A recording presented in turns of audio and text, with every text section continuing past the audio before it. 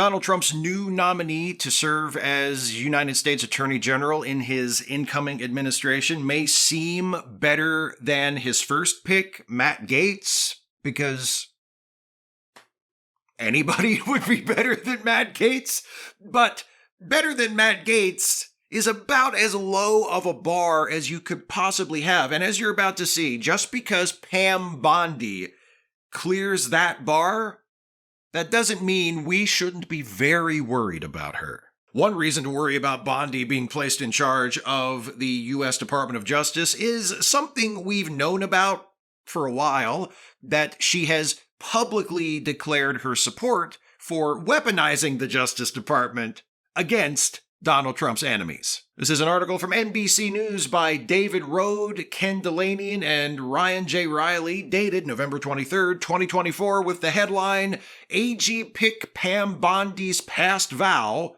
Prosecute the Bad Prosecutors Who Indicted Trump. The Department of Justice, the prosecutors will be prosecuted. The bad ones, Bondi said on Fox News last year after Trump was indicted in Georgia on charges of trying to overturn the results of the 2020 election. The investigators will be investigated. Bondi called the prosecutors who charged Trump with crimes members of the deep state, spreading a false conspiracy theory that DOJ prosecutors and FBI agents were part of a secret cabal trying to undermine Trump.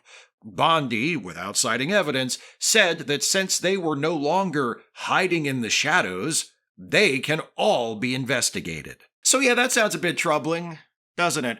But according to a more recent report from Right Wing Watch, that's not the end of it. From an article dated November 26, 2024, headline, Trump AG Pick Pam Bondi Tied to New Apostolic Reformation Dominionists.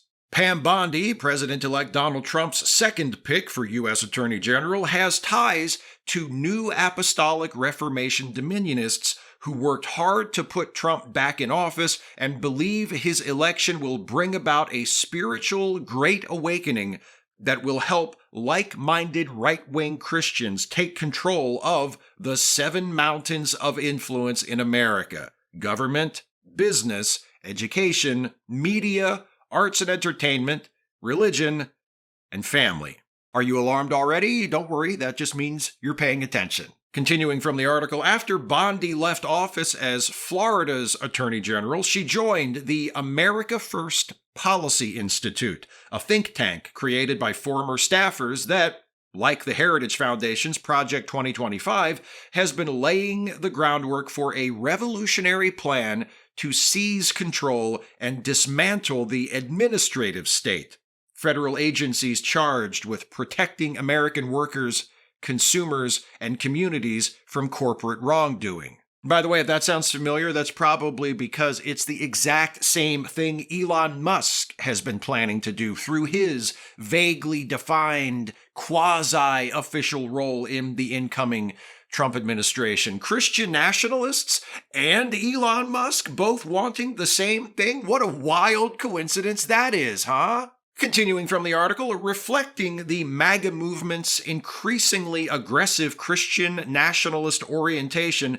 AFPI claims scriptural foundations for every aspect of its right-wing policy agenda, which it has called 10 Pillars for Restoring a Nation Under God. You know, I've followed these people for years and years, since even before I had a YouTube channel, and one of the scariest things about them is the fact that Christians are already the most politically powerful religious group in the country, and always have been, and Christians hold most of the governmental power in the country, and always have, and yet that's not enough for these AFPI types. They will not be satisfied until they are the only ones with any power whatsoever. To them, democracy, a true democracy, where all citizens can participate, is blasphemy.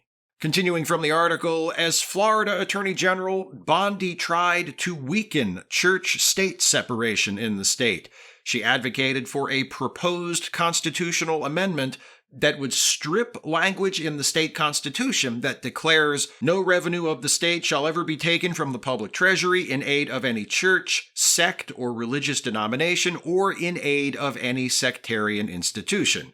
Voters rejected her proposed amendment. Well, at least there's that.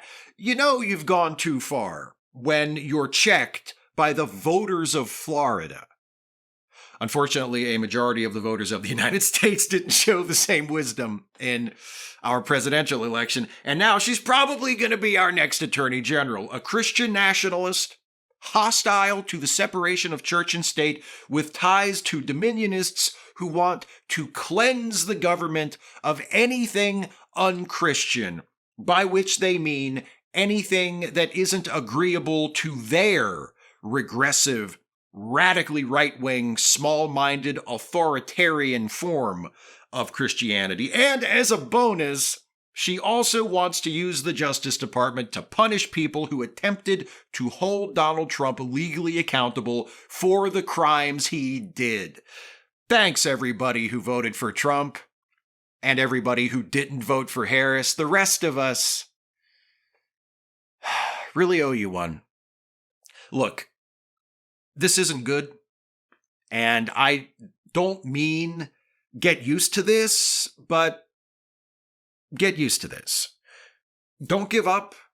Don't cede any more ground to these people than they've already taken. Don't allow yourself to think of any of this as normal, but be ready for more of this, because more of this is coming. He's not even president yet.